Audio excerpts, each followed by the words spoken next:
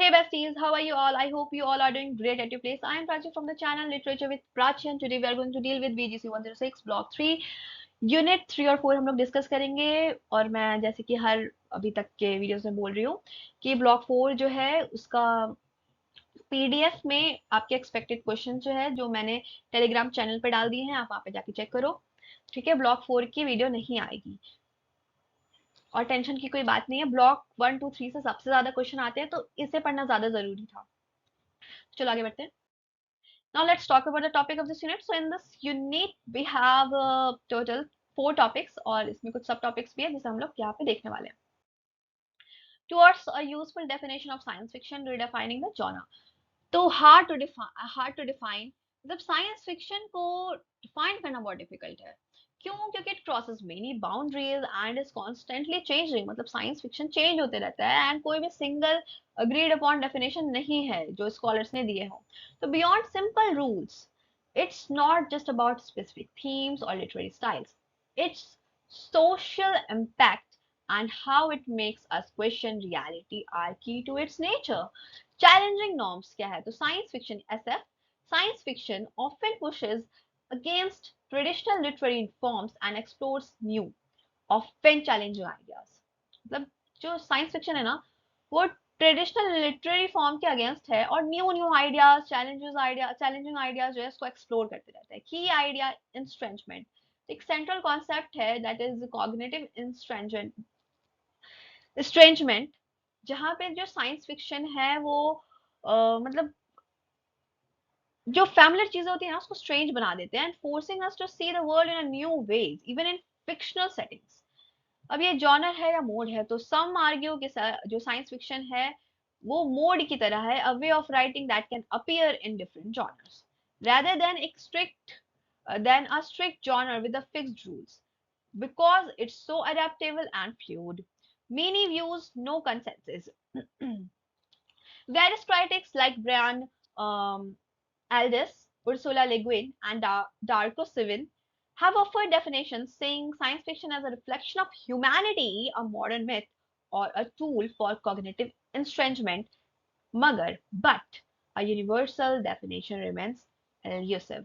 यानी कि सारी बात का एक मतलब है कि साइंस फिक्शन का ना कोई डेफिनेशन है ही नहीं। मतलब डेफिनेशन है बट कोई एक परफेक्ट फिक्स्ड डेफिनेशन नहीं है। और कुछ इंपॉर्टेंट चीजें मैंने यहाँ पे डिस्कस की है, वो देख लेना।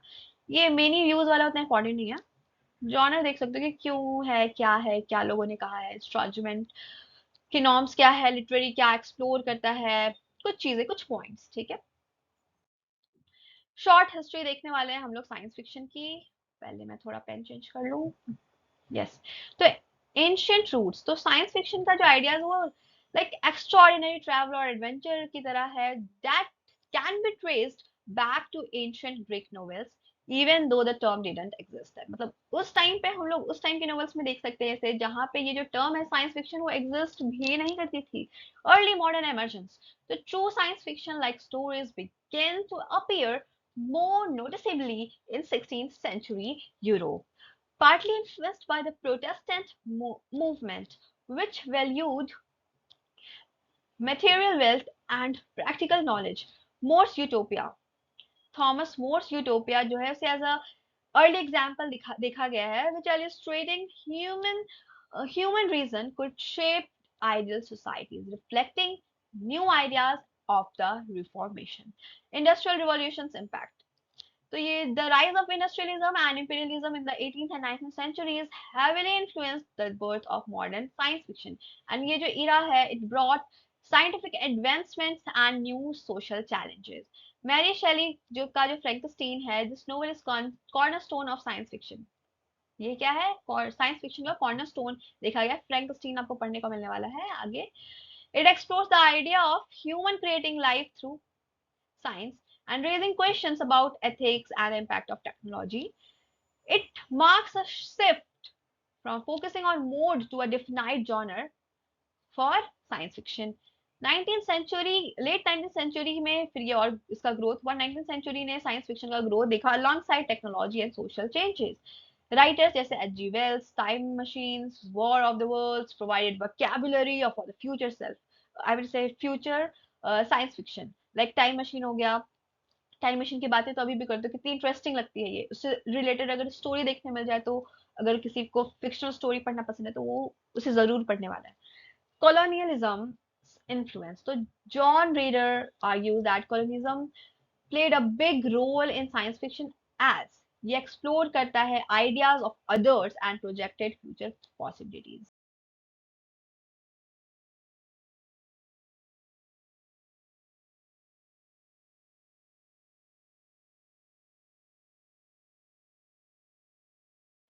तो अब हम देखते हैं 20th century science fiction boom को। तो पोस्ट वर्ल्ड वॉर आता है, after first world war and second world war जो साइंस फिक्शन है उसे एक इम्पोर्टेंस मिल जाती है, एक सिग्निफिकेंस हो जाता है उसका, as a reflection of global power shifts and technological advancements, American science fiction dominance. तो Hugo जोन्सबैक through magazines like Amazing Stories have established American science fiction featuring authors जैसे कि Isaac Asimov and Robert Heinlein. These magazines made science fiction widely popular. ये याद नहीं रहने वाला है, याद करने की जरूरत नहीं है, बस इतना याद रख लो कि अमेजिंग स्टोरीज में, या फिर ये भी छोड़ दो, ये भी पॉइंट इतना इंपॉर्टेंट नहीं है, छोड़ सकते हो। बस इतना ये पॉइंट लिख देना कि अमेरिकन जो है अमेरिकन डोमिनेंस दिखा है साइंस फिक्शन में। ठीक है, तो British science fiction and new wave. तो in 1960s British science fiction influenced by Michael Moorcock's New Worlds magazine, जिसमें कि न्यू वेव आया, इंट्रोड्यूस हुआ, and this movement brought more literary sophistication, experimentation, and social commentary to science fiction, challenging the often rigid themes of American science fiction. Utopia जो है यहाँ पे question, utopia का question है यहाँ पे। यूटोपिया पता होगा ना, एक हम लोग आगे पढ़ेंगे, अभी पहले हम लोग ये डिस्कस करते हैं। तो authors like Ursula K Le Guin, the left hand of the darkness, the dispossessed, and जो हम लोग अभी पढ़ने वाले वो वाला, use science fiction to question traditional utopian ideals. Next, different types of science fiction के भी अलग अलग टाइप्स है। Adam Roberts identifies various types of science fiction including stories about travel to other planets, strange new civilizations and different timelines, मतलब अलग अलग timelines दिखाए जा रहे हैं, टाइम मशीन है। Technology and the impact of science are key to many science fiction stories. Typology of science fiction, अब science fiction की टाइपोलॉजी देखते हैं। तो पहली बात तो ये है कि जो साइंस फिक्शन है ना, उसके बहुत सारे पॉपुलर टाइप्स है या सब जॉनर्स है, you could say, which reflects how technology and society change. And the main types discussed are hard science fiction, new wave, cyberpunk, and utopia dystopian science fiction. Question में आ सकता है, ध्यान से देखना। वो पूछ देगा साइबर पंक क्या है शॉर्ट में, या फिर ये बोल देगा कि मेन टाइप्स बताने साइंस फिक्शन का, टाइपोलॉजी से related, typology of science fiction. तो उसके लिए आपको पता होना चाहिए। Hard science fiction, sorry, focus on science. तो हार्ड साइंस फिक्शन जो है closely tied up to actual science and tries to portray it accurately and realistically. Market driven. So its rise was partly due to marketing efforts, especially magazines में from 1920s to 1960s. Key writers कौन कौन है इसके? तो Arthur C Clarke के है, and हांस Clement है, and they are the major figures in hard science fiction. Purpose, इसका पर्पस क्या है, इसका एम क्या है? To display a heightened connection to science और एजुकेट करना लोगों को about science in everyday life. Practically over philosophy, hard science fiction क्या है? It often focuses on how scientific ideas would actually work, किस तरह से जो scientific ideas है वो actual में work करते हैं, rather than the philosophical questions. New wave, next है new wave.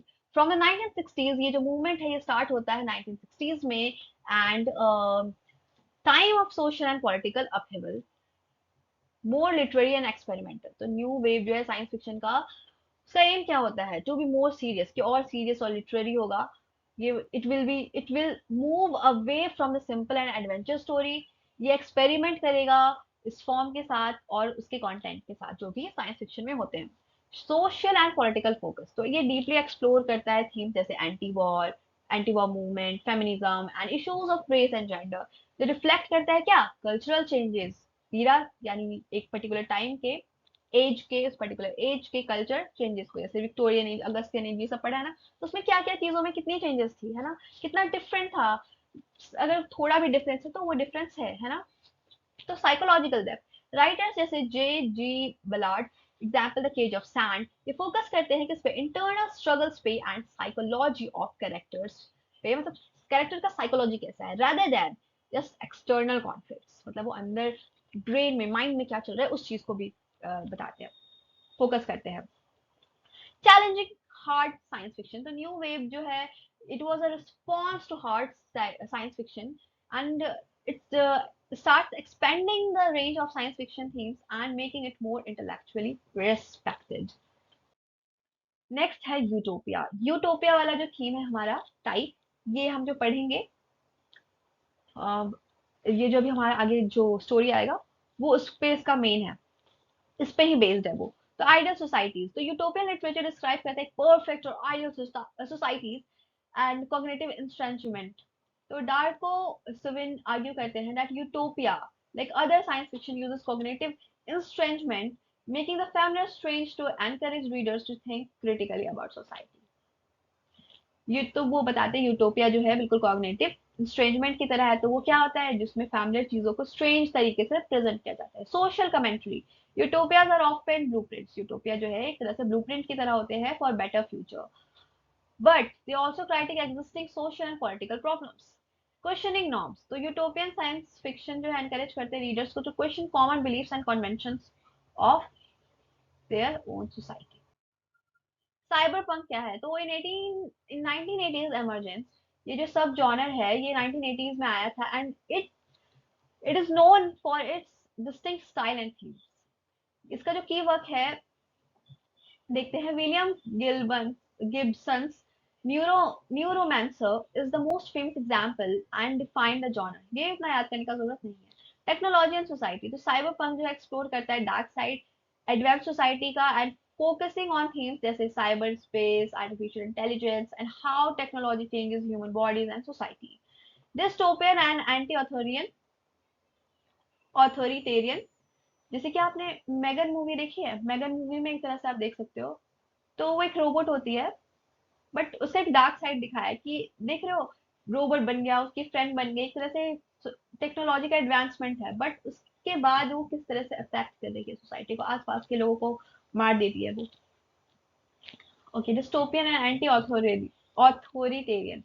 So it often depicts dystopian futures जहाँ पे large corporations और governments जो है they have too much control and individuals are marginalized or rebellious, low life and high tech। बिल्कुल utopian का उल्टा होता है। Critic of capitalism, cyberpunk क्या होता है, it frequently criticizes global capitalism and the dehumanizing effects of technology। Explore करते हैं कॉन्सेप्ट जैसे post human existence where the human body is transformed by tech। कोई अगर आप एनिमी वगैरह देखते हो तो ये एनिमी, हम उसका नाम भूल रही हूँ, उसमें उसको पूरी तरह से जो बॉडी होता है ना उसको बिल्कुल चेंज कर देता है।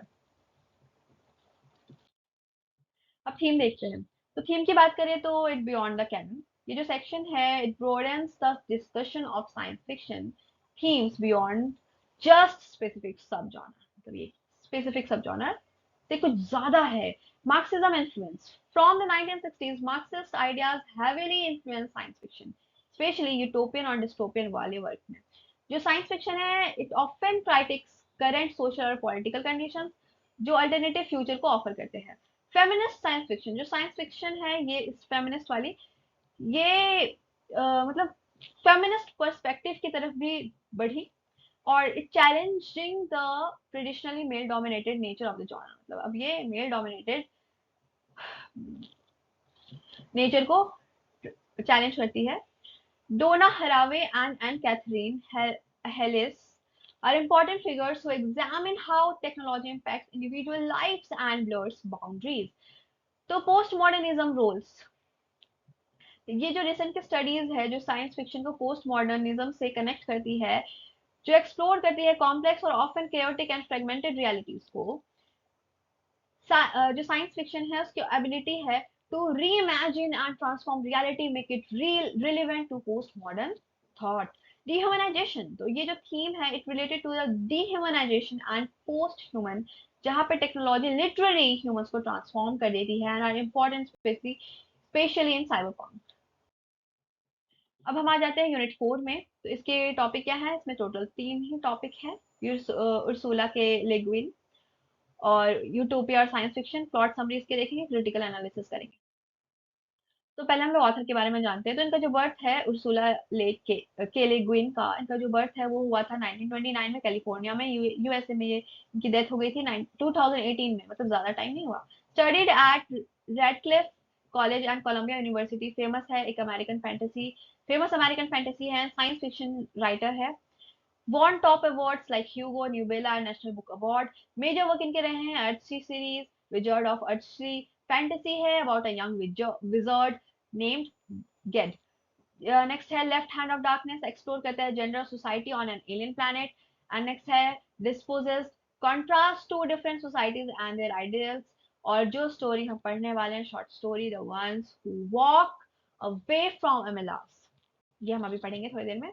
मेन थीम क्या है इसका, gender, freedom, cultural differences, utopias, ecology and ethics. Utopia and science fiction. Utopia का लॉन्ग हिस्ट्री है। तो आइडिया ऑफ यूटोपिया, एक आइडियल प्लेस। यूटोपिया है एक आइडियल प्लेस। तो ये जो आइडिया है यूटोपिया का, it has been around for long time with early examples like Thomas Morse utopia. More than just perfect, utopia जो है ये ऑफन इमेजिन करवाती है हमें एक perfect world, but they also serve as a way to critique existing society and offer hope for a better future. Born from hope, तो जो concept है यूटोपिया का, it comes from the human desire, जो भी human चाहता है for a better life, and the principal energy of utopia, that is hope. Now, not always good. While utopia जो है, it usually means a good place, the idea has also been twisted for bad purposes, like totalitarian regimes, Nazism's ideas of a golden age. मतलब ऐसा समझ लो कि अगर कुछ अच्छा हो रहा है, बहुत सारी अच्छी चीजें हो रही है यूटोपिया में, तो उसके लिए किसी ना किसी को सफर करना पड़ जाता है। और ऐसा ही हमें वो वाली स्टोरी में देखने को मिलने वाला है, the ones who walk away from the Omelas. To the rise of dystopia, dystopia का कैसे आगे आगे बढ़ा, तो in the late 19th century जो writers है John Stuart Mill started exploring dystopia, which is the opposite of utopia। और ये जो विजन है of a terrible of oppressive society का, इसको इन्होंने सामने लाया dystopia के थ्रू। ठीक है, dystopia as a critic, तो dystopias are powerful tool है for criticizing the problems of current society, कि अभी की जो सोसाइटी की जो प्रॉब्लम है वो डिस्टोपिया को एज उसमें पावरफुल टूल दिखाया गया है कि वो क्रिटिसाइज करे अभी के सोसाइटी के प्रॉब्लम्स को, ऑफन रिवेलिंग, इसमें अक्सर रिवेल करता है critical cracks within seemingly ideal systems interconnected with science fiction. तो यूटोपिया और डिस्टोपिया जो है ये डीपली कनेक्टेड है साइंस फिक्शन से, and they both use cognitive estrangement, making the familiar strange to make readers think critically about their own world. अब खुद की वर्ल्ड को सोच रहे हैं कि क्या ये सचमुच, मतलब वो खुद के ऊपर ही सवाल उठाने लगेंगे। इस तरह से ये स्टोरीज बनाई जाती है। इमेजिनेटिव, इमेजिनिंग अल्टरनेटिव्स, तो साइंस फिक्शन जो है along with the utopian and dystopian ideas, ये हेल्प करते हैं क्या करने में, इमेजिन करने में अल्टरनेट वर्ल्ड्स को, एंड एक्सप्लोर करते हैं होप को, फियर को, जो फ्यूचर के लिए है हमारे अंदर, based on our current society. Ursula K Le Guin का जो the ones who walk away from the Omelas है, this is famous short story highlights the contradictory nature of utopias, and it forces readers कि question करे किस पे, question the morality of a seemingly perfect society if its happiness depends on the suffering of one, and it makes us rethink the fundamental values of any ideal society। अब इसकी summary देखते हैं। आइडियलिटिक setting है। तो the ones who walk away from the Omelas start होता है by vividly describing the city of Omelas during its glorious summer festival, यानी कि उस टाइम पे जब ये स्टोरी स्टार्ट होती है तो समर फेस्टिवल चल रहा होता है ओमेलास की सिटी में। और ओमेला क्या है, ओमेलास एक यूटोपियन सोसाइटी, यानी ये एग्जिस्ट नहीं करती। Alive with Joy, celebration, music, मतलब बहुत सारी चीजें हो रही है वहाँ पे, जॉय है, सेलिब्रेट कर रहे हैं, म्यूजिक है, हैप्पीनेस है, जो लोग जो चाहे वो कर सकते हैं। People dance in the street, street पे पीपल डांस कर रहे हैं, चिल्ड्रन खेल रहे हैं, सब लोग अपने अपने, everyone is content. And unlike most societies, Omelas जो है वो फ्री है, पॉवर्टी नहीं है वहाँ पे, ऑपरेशन नहीं है, वॉर नहीं है, रेसिज्म नहीं है, स्ट्रिक्ट रिलीजियस कंट्रोल है नहीं है। नहीं है, ठीक है, मतलब कोई तरह का कंट्रोल नहीं है किसी तरफ से, बिल्कुल तरह से फ्रीडम है वहाँ पे। और हर चीज about the city seems to represent an ideal human existence, जो भी ह्यूमन चाहता है उसके ड्रीम वर्ल्ड में होता है, ऑफ कांस्टेंट डिलाइट। रीडर का पार्टिसिपेशन क्या है, तो the narrator breaks the fourth wall, directly engaging the readers. Readers are invited to imagine and add their own details to the perfect scene. जो narrator है वो even acknowledge करता है that ये जो happiness है may seem too good to be true, मतलब क्या ये मतलब ऐसा हो सकता है, इतना अच्छी चीज हो सकती है, इतना फ्रीडम एग्जिस्ट कर सकता है। और आज जो है रीडर जो है वो आज करते हैं to accept the validity of such a utopian world for themselves. मतलब ये इस तरह का स्टोरी है कि रीडर को बोलता है कि तुम ये चीज एक्सेप्ट करो यूटोपियन वर्ल्ड का। द डार्क सीक्रेट, बट इसके पीछे एक डार्क सीक्रेट है। सडनली जो नरेटर है वो रिवेल करता है क्या, एक टेरिबल सीक्रेट, जिसपे ये जो परफेक्शन है वो डिपेंड करती है। एक सिंगल इनोसेंट चाइल्ड जिसे बंद करके रखा गया एक स्मॉल डार्क फिल्दी बेसमेंट में, एंड ये जो चाइल्ड है it is neglected, abused and frightened and never comforted. Every person in Omelas is eventually shown this child, and they are told that their city's joy, health, prosperity, and beauty depend entirely on this child's suffering. Just think about it. कि अगर सब कुछ लोगों की खुशी के लिए आप किसी को दुख पहुंचा रहे हो, अगर आपको सब कुछ बिल्कुल हैप्पी लाइफ चाहिए, तो उसके लिए आपको किसी एक को या किसी को भी कुछ प्रॉब्लम देनी होगी, सफर करवाना होगा। इफ एनी वन हेल्प्स और फ्रीज दिस चाइल्ड, और मिलाज विल कोलैप्स इनटू मिजरी, यानी अगर कोई भी इस चाइल्ड को आजाद कर देता है तो ओमेलास की जो खुशियां हैं वो खत्म हो जाएंगी। चलो, अवेयरनेस एंड एक्सेप्टेंस। तो जब सिटीजन्स ओमेलास के सिटीजन्स को ये पहले चिल्ड्रन के बारे में पता चलता है, तो first they see the child and they are shocked and angry. पहले तो बहुत शॉक्ड होते हैं, उसकी हालत देख के बहुत गुस्सा आता है उन्हें, बट फिर बाद में उन्हें भरोसा हो जाता है कि चीज पे वो कर लेते हैं कि अगर वो चाइल्ड को फ्री कराते हैं तो शायद सब कुछ डिस्ट्रॉय हो जाएगा जो भी इस दुनिया में अच्छा है।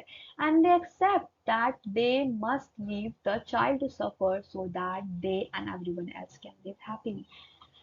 दोज हु वॉक अवे, तो ये कुछ लोग जो हैं वो इस अरेंजमेंट को एक्सेप्ट नहीं करते, एंड इस बच्चे की सफरिंग को देखने के बाद, विटनेस होने के बाद इसकी, इफ यू लीव ओमेलास फॉरएवर, कुछ लोग ओमेलास को हमेशा के लिए छोड़ के चले जाते हैं, and they silently walk away into an unknown darkness never to return. The story ends on this ambiguous image, leaving their destination and fate unexplained. तो स्टोरी तो बहुत इंटरेस्टिंग थी, है ना। Critical analysis. Society builds on suffering, तो लेकिन story जो है ये रीडर को बोलती है to recognize a troubling reality. All the joy and abundance in Omelas depend on one innocent person's pain. And the story allegorizes the way societies often enjoy privilege at the expense of marginalized, exploited. मतलब ऐसा है कि कुछ जो marginalise लोग हैं उन्हें exploit करके, कुछ अनसीन पीपल हैं उन्हें एक्सप्लॉइट करके, कुछ ऐसे लोग हैं जो सफर कर रहे हैं और उनकी सफरिंग पे कुछ सोसाइटी के कुछ प्रिविलेज लोग हैं वो इंजॉय कर रहे हैं, एंजॉय प्रिविलेज कुछ अदर पीपल हैं वो लोग इंजॉय कर रहे हैं, मस्ती कर रहे हैं, और दूसरी तरफ जो कुछ लोग हैं वो एक्सप्लॉइट हो रहे हैं। द स्केप गोट मैकेनिज्म, तो as literary critic Rebecca Adams point out करती है, ओमेलाज जो है वो रिफ्लेक्ट करता है Girard's concept of the scapegoat mechanism. इसको देख लेना, वेयर सोसाइटीज, जहाँ पे सोसाइटी क्या मेंटेन करती है, order of happiness bye collectively directing cruelty towards one powerless individual. And the imprisoned child is a scapegoat over here, bearing all of Omala's pain so the city can thrive, यानी city जो है वो happy happy रहेगा अगर वो child सफर करते हैं तो। Contradictory utopia, by making Omelas depend on suffering, Le Guin emphasise करता है कॉन्ट्राडिक्शन। किसका कॉन्ट्राडिक्शन, यूटोपिया का। ये स्टोरी जो है वो आस्क करता है, मतलब पूछता है रीडर को, वो या तो कह सकते फोर्स करता है रीडर को कि वो क्वेश्चन करे किस पे, whether any perfect society can truly exist, क्या सच में कोई सोसाइटी जो परफेक्ट है वो एग्जिस्ट भी करती है, जो इसमें कहीं ऑपरेशन ना हो, जहाँ पे मोरल कंप्रोमिस ना हो, मोरल चॉइस। तो जो कोर ऑफ ओमलाज है, it is ethical decisions force upon its citizens and readers. Will we accept a good life that's built on injustice, और will we refuse to participate in such a society. ये जो narrator ये challenge कर रहा है readers को to look closely at their own world and moral choices. समझ रहे हो ना?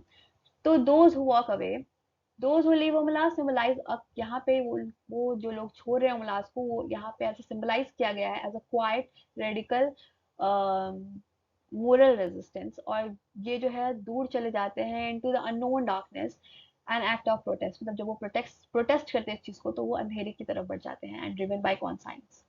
Even if they cannot change Omelas, they cannot stay and silently accept its term. यानी कि अगर बोलते हो ना कि अगर कुछ अच्छा नहीं कर सकते तो कुछ बुरा भी मत करो, तो उसी तरह से उन्होंने अगर वो Omelas को चेंज नहीं कर सकते तो वो वहां रहेंगे भी नहीं, साइलेंटली किसी चीज को एक्सेप्ट नहीं करेंगे अगर वो गलत हो रहा है तो। फिर है rejecting operation. Critics like Rebecca Adams argue करती है कि ये जो लोग हैं वो जो इस पैट्रियार्कल ऑपरेसिव ऑर्डर को रिजेक्ट कर रहे हैं, जहाँ पे कुछ लोग जो है वो सफर कर रहे हैं कुछ ग्रेटर गुड के लिए, बेटरमेंट के लिए, the fact that we never know कि where they go implies that creating a truly fair and kind society is uncertain, difficult and mysterious. Meditation on action. तो as Melon points out, ये जो story है, it is not just a portrait of a flawed society but also a meditation on action and responsibility. It asks reader कि what would you do?